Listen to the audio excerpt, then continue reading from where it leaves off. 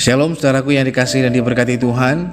Selamat malam, salam sejahtera buat kita semuanya. Apa kabar saudara malam hari ini? Doa kami saudara selalu dalam keadaan yang luar biasa baik, tetap dalam penyertaan dan pemeliharaan Tuhan yang hidup.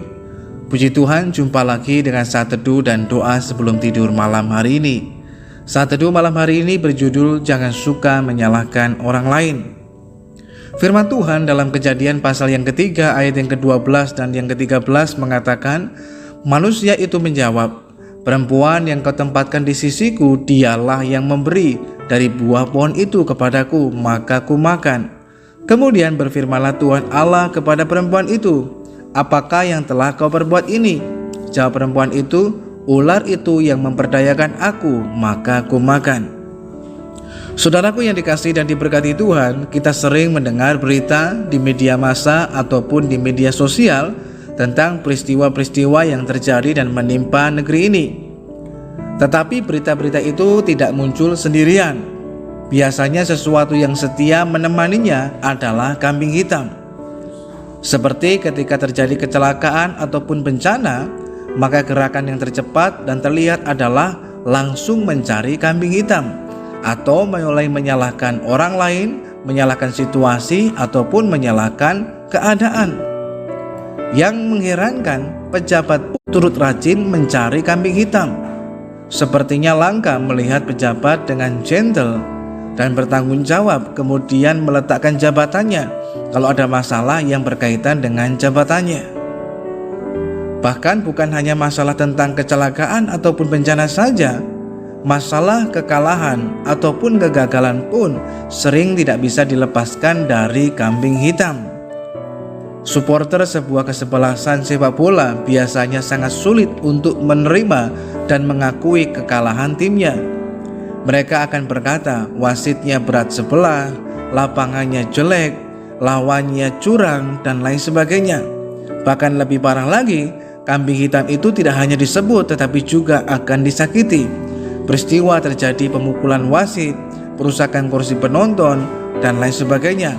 Itu adalah contoh nyata yang tidak mungkin disembunyikan. Sepertinya mengkambing hitamkan sesuatu atau seseorang sepertinya sudah mendarah daging. Hal ini mungkin terjadi karena sebagian besar dari kita memang diajarkan untuk menjadi demikian. Untuk menghibur anaknya yang menangis karena menabrak meja ataupun kursi, orang tua biasanya akan berkata, wah mejanya nakal ya, lalu meja ataupun kursi itu akan dipukul.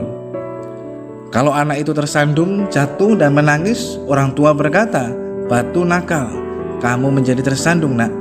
Lalu batu itu kemudian dibuang jauh-jauh, padahal tidak ada sesuatu pun yang dilakukan oleh meja, kursi ataupun batu itu.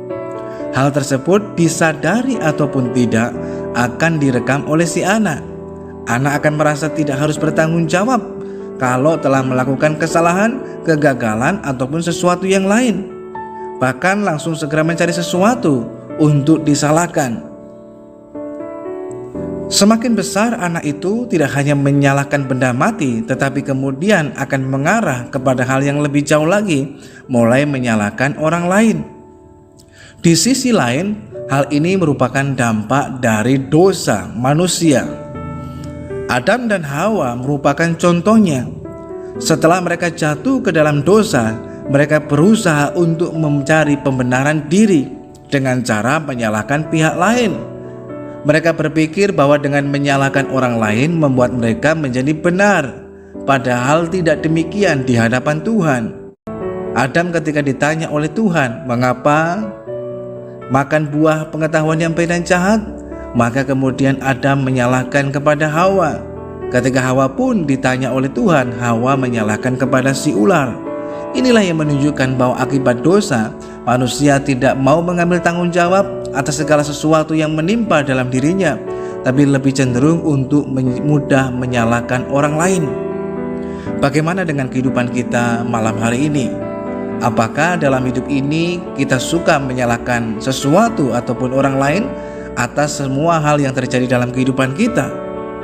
Tapi kita mau belajar malam hari ini, saudaraku yang dikasihi Tuhan. Memang tidak mudah mengalahkan kebiasaan negatif ini. Tetapi bukan berarti tidak mungkin. Perintah Tuhan supaya kita mengenakan manusia baru yang terus-menerus dibaharui merupakan penegasan bahwa kita bisa mengalahkan kebiasaan tersebut dan tidak membiarkan kebiasaan tersebut menjadi sebuah karakter yang melekat dalam kehidupan kita. Oleh karenanya, malam hari ini ada beberapa hal yang harus diperhatikan dan dilakukan jika kita mau mengalahkan kebiasaan negatif itu sehingga tidak menjadi sebuah karakter dalam kehidupan kita. Yang pertama, hidup dipimpin oleh Roh Kudus. Dipimpin Roh Kudus adalah kunci kemenangan atas kedagingan, termasuk kebiasaan mengkambing hitamkan atau menyalahkan sesuatu ataupun seseorang, sehingga kita tidak mengikuti keinginan daging kita, keinginan hidup kita, keegoisan kita, tetapi kita mengikuti pimpinan Roh Kudus, sehingga kita mau mengakui kalau kita salah, mengakui kalau kita telah membuat sesuatu hal yang gagal dan lain sebagainya, sehingga kita tidak langsung menyalahkan sesuatu ataupun orang lain, tapi kita belajar untuk berani mau mengakuinya. Yang kedua, menyadari bahwa kita tidaklah sempurna, tapi masih dalam proses penyempurnaan. Kesadaran yang demikian akan sangat menolong kita untuk dapat menerima kekalahan, kesalahan, ataupun kegagalan tanpa harus menyalahkan pihak lain ataupun sesuatu yang lain. Sehingga dalam hidup kita sadar, itu sebabnya kita memerlukan kasih karunia tapi juga pertolongan Roh Kudus, sehingga kita dimampukan untuk tetap hidup di dalam kebenarannya tanpa perlu menyalahkan orang lain. Sebab dengan menyalahkan orang lain bukan berarti hal itu membuat kita benar. Membuat kita merasa benar, iya, tapi membuat kita menjadi benar, itu tidak.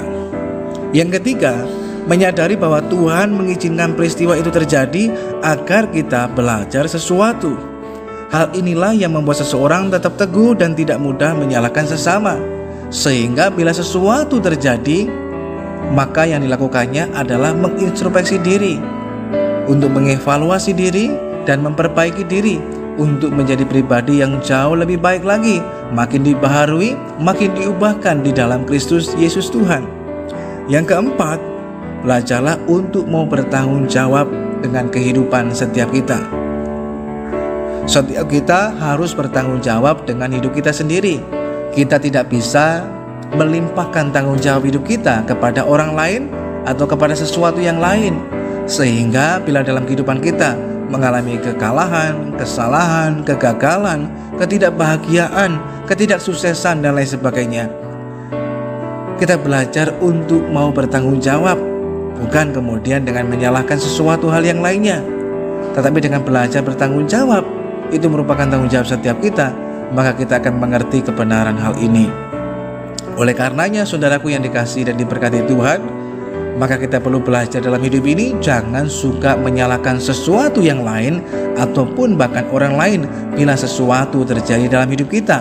Namun belajarlah dengan sikap yang dewasa untuk mau mengambil tanggung jawab itu dan memperbaikinya, sehingga kita menjadi pribadi yang lebih baik lagi, yang lebih dewasa lagi, yang lebih sungguh lagi di dalam Tuhan, sehingga karakter ilahi akan nampak dalam kehidupan setiap kita.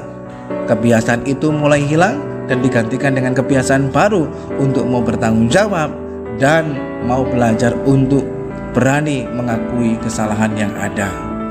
Mari kita berdoa. Bapa, kami mengucap syukur lagi kepadamu Tuhan malam hari ini untuk kasih dan anugerah-Mu dalam kehidupan kami. Kami bersyukur lewat firman Tuhan malam hari ini mengajar dan mengingatkan kepada kami untuk kami tidak mudah menyalahkan orang lain, tapi kami belajar bila sesuatu terjadi, entah itu mungkin kekalahan, kegagalan, dan lain sebagainya, kami belajar untuk mau mengintrospeksi diri kami, mengevaluasi diri kami, supaya kami menjadi pribadi yang jauh lebih baik lagi, bahkan juga mau bertanggung jawab atas segala sesuatunya. Sehingga dengan demikian kami belajar mengerti maksud dan kehendak Tuhan melalui segala sesuatu yang kami alami dalam hidup ini. Terima kasih Tuhan yang baik, biar kiranya Roh-Mu yang kudus akan terus menuntun dan menolong kami, supaya kami dapat terus menghidupi kebenaran firman Tuhan. Malam hari ini kami menyerahkan roh, jiwa, tubuh kami dalam tangan Tuhan. Kiranya Tuhan tetap menyatakan penyertaan dan pertolongan-Mu, kami dapat tidur dan beristirahat dengan baik. Di dalam nama Tuhan Yesus kami berdoa dan mengucap syukur. Haleluya. Amin. Dengan mengkambing hitamkan atau menyalahkan pihak lain ataupun orang lain, sebenarnya seseorang sedang menampakkan kelemahannya sendiri. Sebab dengan menyalahkan orang lain tidak membuat diri kita menjadi benar, tetapi justru membawa kita semakin pada hal yang keliru. Belajarlah untuk mengambil tanggung jawab dan menjadi pribadi yang berkenan di hadapan Tuhan. Selamat malam, selamat beristirahat. Tuhan Yesus Kristus memberkati kita semuanya, dan sampai berjumpa lagi pada saat teduh dan doa sebelum tidur yang selanjutnya.